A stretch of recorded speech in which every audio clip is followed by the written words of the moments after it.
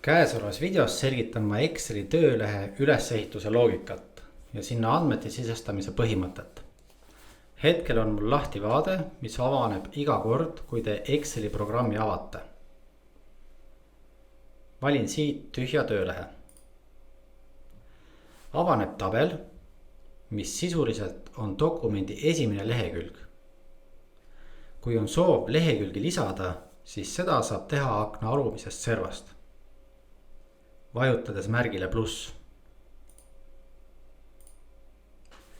Lehtede ümbernimetamiseks või kustutamiseks tuleb vajutada lehe nimel hiire parema klahviga ja valida hüpikmenüüst vastav käsk. Antud juhul mina kustutan need lisatud lehed.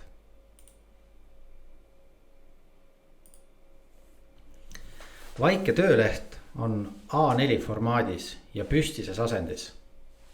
Seda saab vaadata ja muuta vahelehelt küljendus, suund.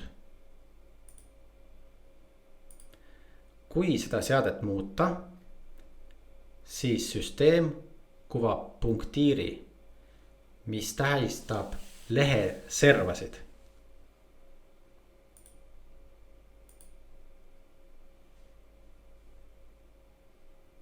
Seda on kasulik ees hoida siis, kui plaanite sisestatud andmeid hiljem välja printida. Nagu enamusel teksti või andmetöötlusprogrammidel on ka Excelil tööriistariba akna ülaservas. Seal on erinevad funktsioonid grupeeritud vahelehtedeks.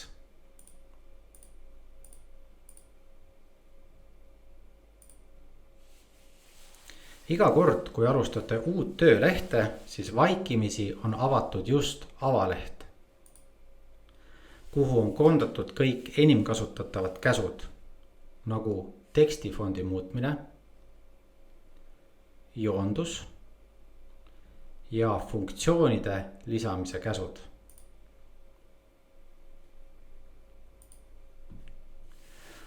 Andmete sisestamine käib eesolevasse tabelisse, kus veerud on tähistatud tähtedega ja read numbritega. Info sisestamiseks tuleb vajutada lahtri peal, kuhu andmeid soovite sisestada.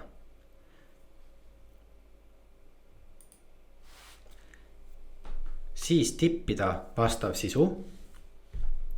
Mina sisestan näiteks mingi suvalise arvu. Ja seejärel vajutada Enterit.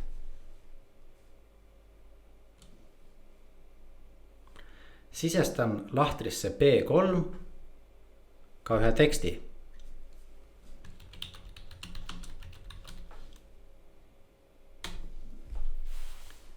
Kui juhtub, et sisestatud info ei mahu lahtri joonte vahel ära, siis kõikide veergude laiust ja kõrgust saab muuta, viies hiire kursori veergude vahelisele joonele,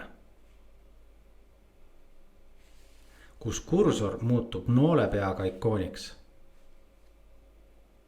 Sellel klikkides muutub veerg automaatselt nii laiaks kui kõige laiem lahter. Sama saab teha ka ridade kõrgusega.